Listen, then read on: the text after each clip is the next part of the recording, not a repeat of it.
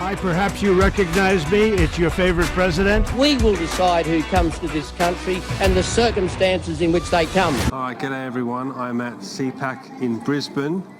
And if you know from the Command of the Narrative feedback survey, we've asked which guests you would like to hear more from. And top of the list is you, Dr. Christopher Reynolds. So I suppose backed by popular demand, here you are. Thank you very much.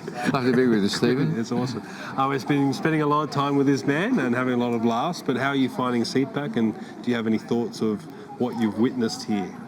Yes, the lineup of speakers is excellent. It's also good that they're not all raving on for an hour and you've got like 30 minutes, so that the content's tolerable. Yeah. You know, it would normally seem rather crowded with 3 speakers in an hour, you know. Yeah. But the quality is just excellent.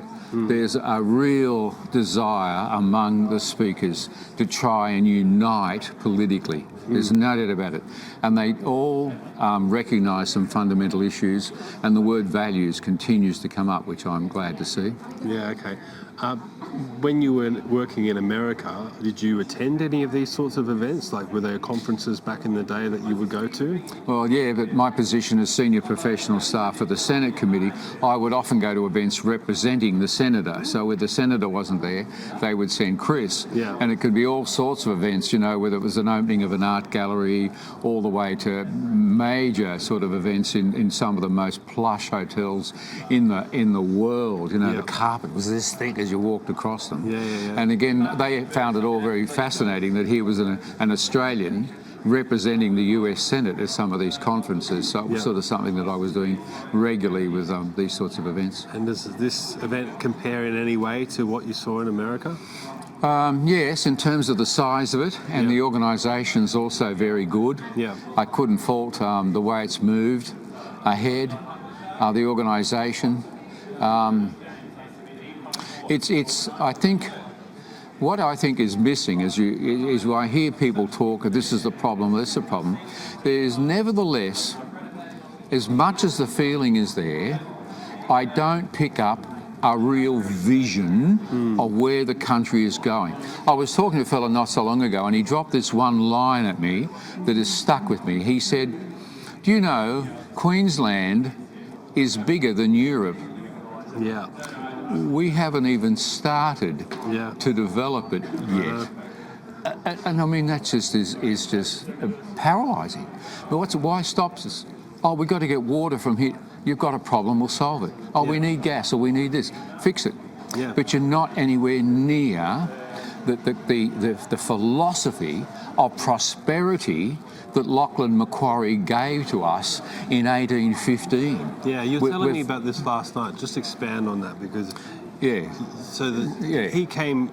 He wasn't the original governor, but he came in. Yeah. And it was a bit of a dire circumstance when he...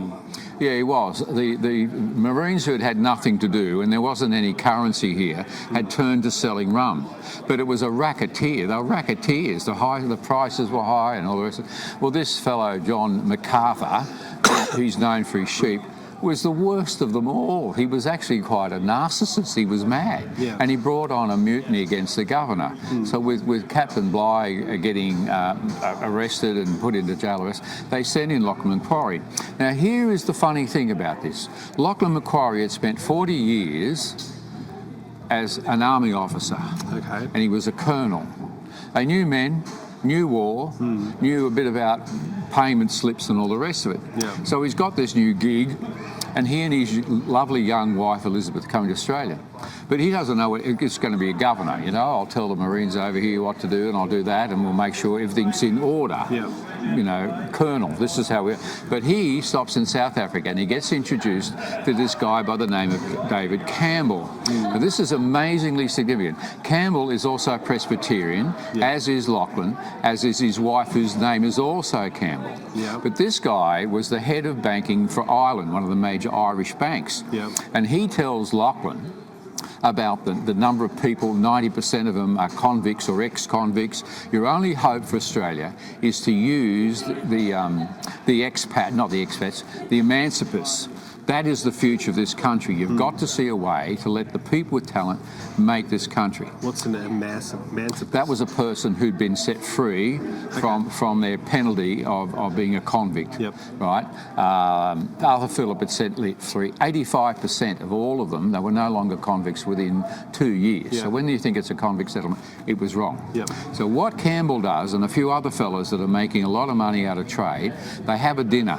And I got into the dinner, I got into who was there, and I got into the conversation. Yeah. And at this dinner, they tell Lachlan that there's this new guy in the block who's also a Scot who's got a book called The Wealth of Nations. And this fellow is Adam Smith, and he's come up with this whole new idea about the economy and supply and demand. And they say to him, simple example, if a fella has a 100-pound bale of wool, but the time it's worth £100, he gets his 100. But it gets on a ship, it gets men on the ship, it gets off the ship, it gets stored. By the time it goes to auction, it's £400. Yep. Where was the money? Not in the wool, but in the trade.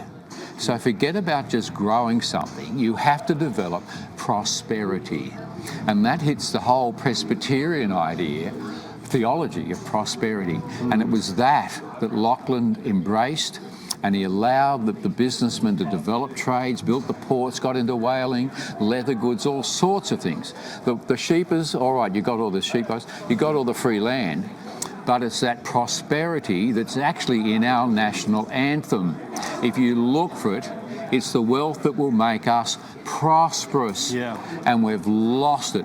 Our trade is overseas, our manufacturing's overseas. You can't move in this country without the taxes. So many thousands of small businesses are going under. Yeah. The mines, are, even BHP is leaving the country. Yeah. We have gone mad with bureaucracy and the benevolence.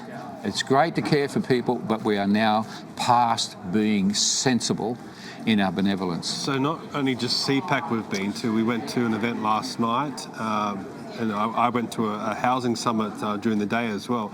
The event last night, they played the original anthem, which I didn't even know existed, and I didn't even know the words to.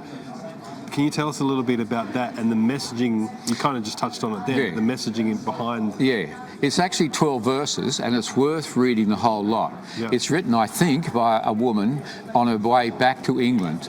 She fully understood that Australia was British. Yeah. It was the British in the archipelago. Yeah. Is that right?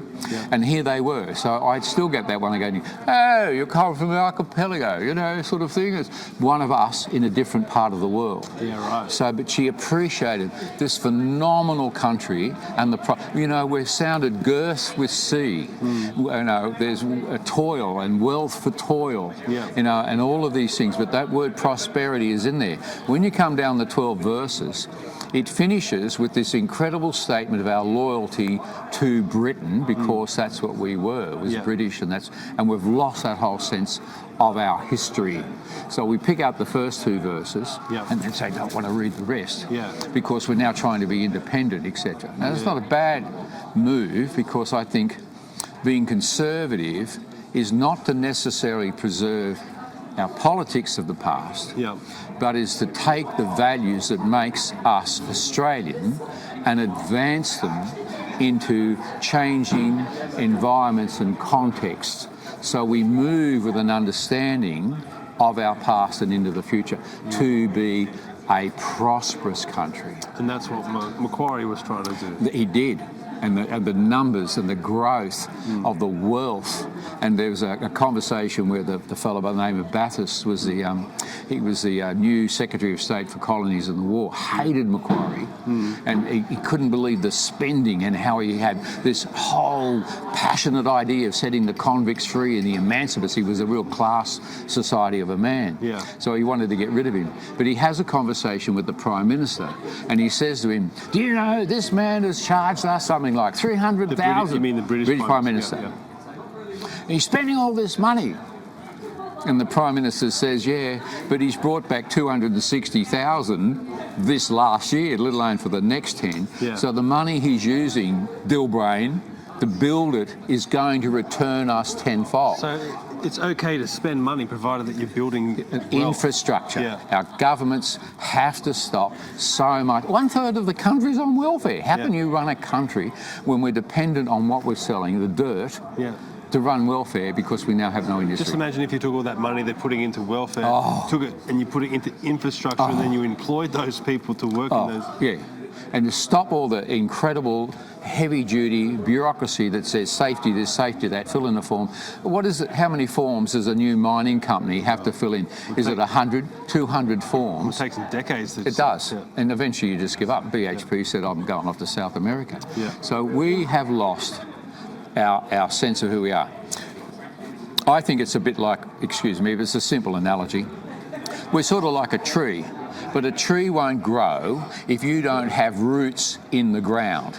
We as a tree are not going to grow if we don't have roots in our history and understand the people and the shoulders of the men and women who made this great country. Look at the Americans. They know their constitution, they know their history, they've got pride in their country.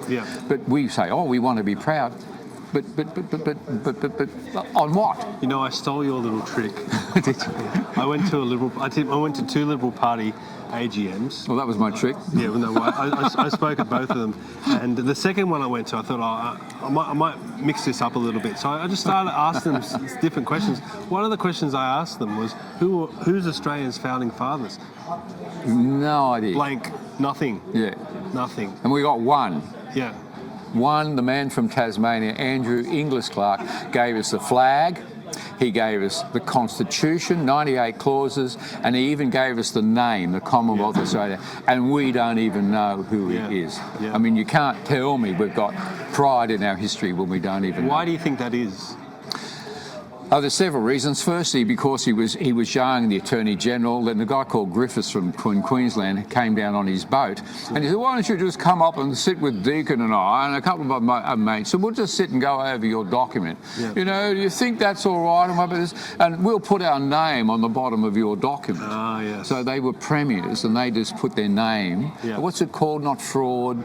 There's got to be another good word for when you're stealing somebody else's work, and that's what they did. And people think Henry Park said something. Henry was dead for 5 years. He'd been dead for 5 years before they got around to doing this. So we got the story, but it needs to be straightened out. Why is it important to know it? Because humans as a race are tribal. We are. Family, the tribe, the language, all of that.